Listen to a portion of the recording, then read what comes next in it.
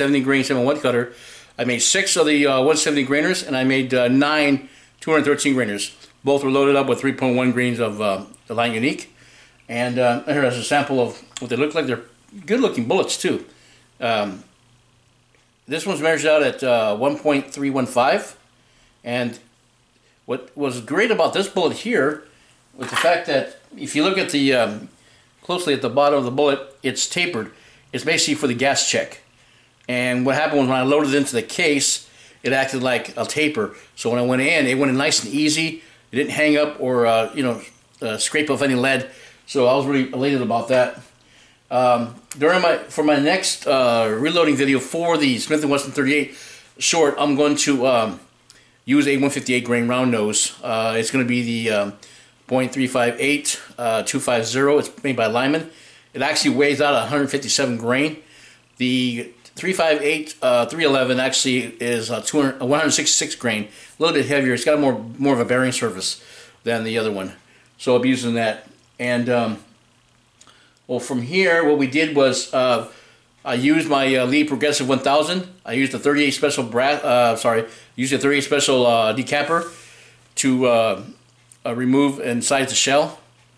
Then I use a 9mm powder measure and flaring die to get that going, and I got the powder measure and flaring exactly to what I wanted it. From there, I used a 9mm seating die.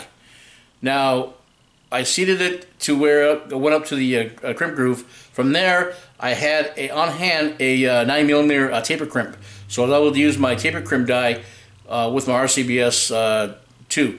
And that worked out really well. And it basically what it does is it doesn't like put a heavy crimp on it. It puts like a taper, light taper on it, you know. And basically what it does is it just removes the bell out of the brass. And because it's 9mm, 9mm are actually tapered and not grouped. What do you call it? Heavy crimped, because it feeds off the case mouth.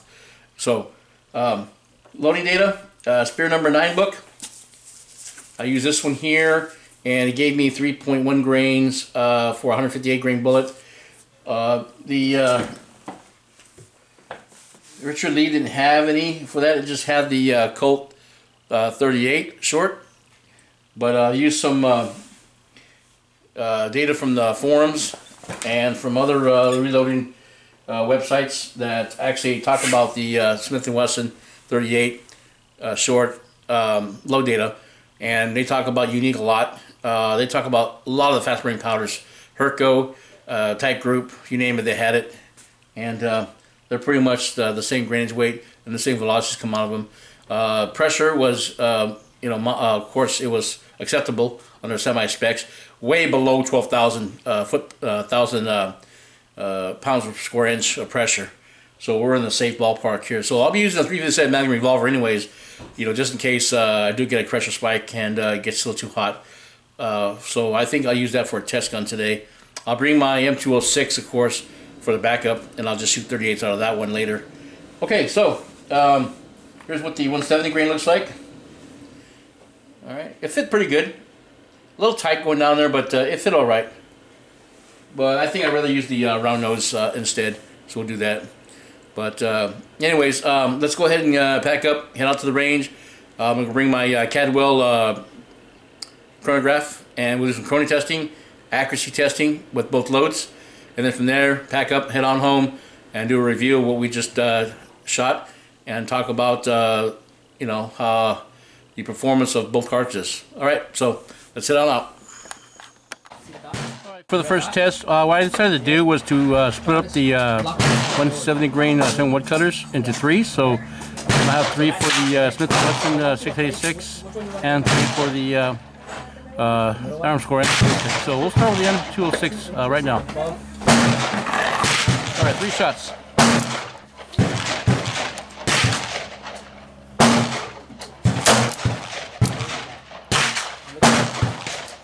$7.95.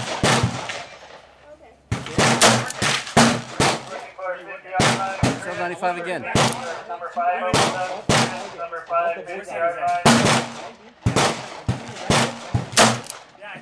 And 7.56. Good spread.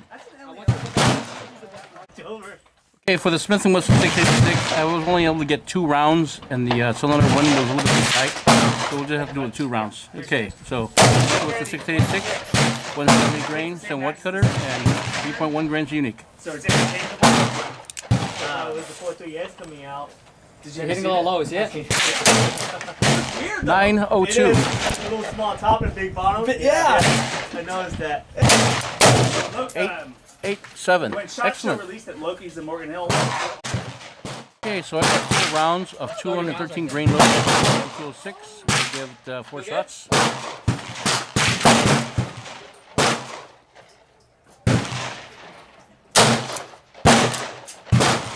$692. 642.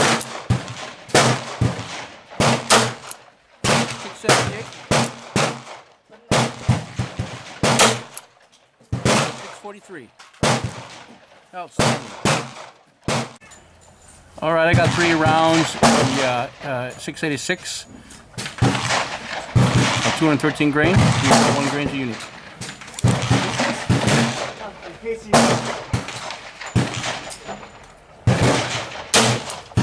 780. 735. And 766. Pretty good spread.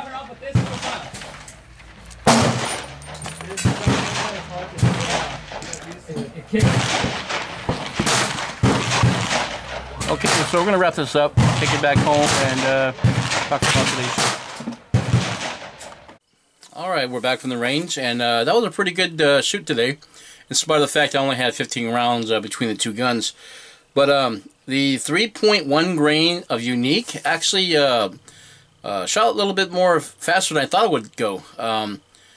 You know, I noticed that in the book it said 700 plus.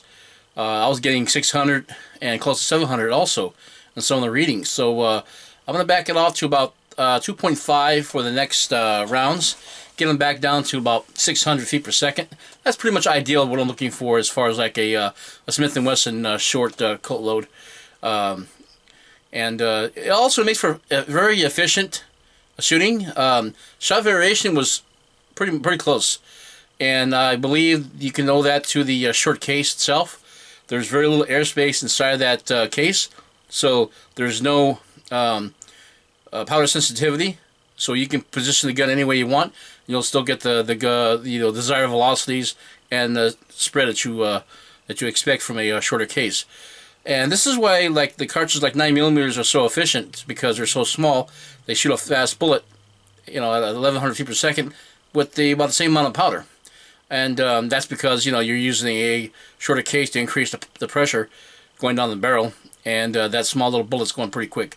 You don't have no airspace in that case. So, and the same thing with the 38 Smith & Wesson and the 38 short Colt Police, about the same.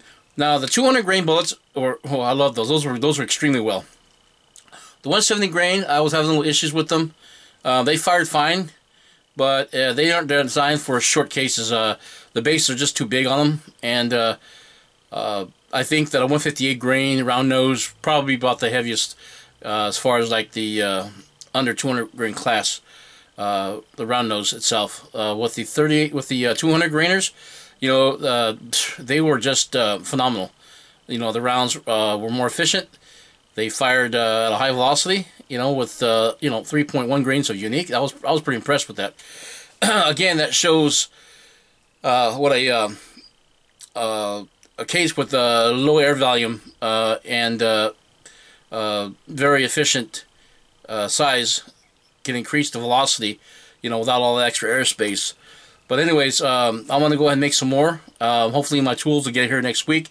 I can start trimming more cases and, you know, continue experimenting. So hopefully I'll get some new molds coming in. And I put in a few bids for eBay. I'm not going to tell you what they are. You know, you never know who's listening. They might go on eBay, hey, look at these guys there. He's bidding for this mold I want, you know. So I want to be able to get that mold without anybody outbidding me. So it's a mold that I wanted for a long time. There's actually two. I also got a set of, I bid for a set of 38 Smith & Wesson dies, and I sent some to Gun Sam Revolver Aficionado. Check out his channel, guys. Gun Sam is an expert when it comes to reloading, ballistic testing. You know, he puts out a video like every other day. Check him out.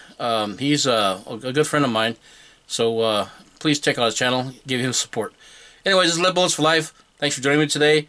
Hopefully we'll see part 3 soon, by next week.